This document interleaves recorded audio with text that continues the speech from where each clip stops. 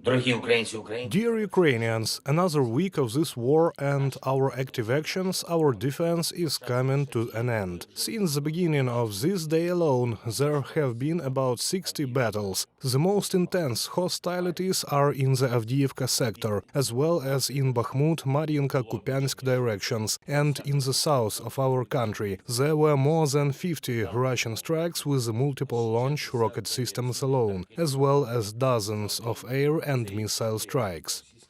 On this day alone, Russian savages shelled more than 100 cities, towns and our Ukrainian villages in 9 regions, from Chernihiv and Sumy to Mykolaiv and Kirovograd. The most brutal Russian attacks were in Donetsk region. Unfortunately, there are wounded and dead. My condolences to all those who have lost their loved ones. Russia will be held accountable for all this terror it must be. If it hadn't been for Moscow's decision to start this aggression and this terror, thousands and thousands of people would be alive today. That is why it is so important to bring Russia to full, fair accountability at all levels.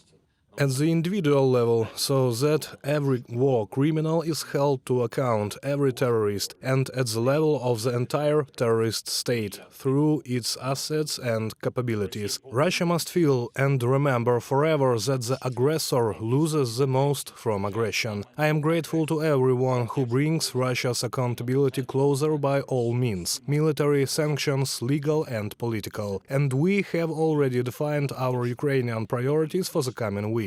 Our tasks are clear, both in terms of packages that will strengthen our position as a front, and in terms of political cooperation with partners, and in terms of what is needed for Ukraine's financial stability. A special priority is the European Union and relations with our closest neighbors. We are preparing more interaction and new communication, new important negotiations. I am grateful to everyone who believes today, as they did last year and in 2022, that Russian terror must be defeated. Anything that strengthens Ukraine and protects our people adds strength to everyone in Europe and everyone in the world who values international law. Anything that weakens Russia and brings the war back home to Russia contributes to the stability of international relations and saves the world from even greater crises. I thank everyone who fights and works for Ukraine. I thank everyone who saves the lives of Ukrainians. Glory to Ukraine. Слава Україні!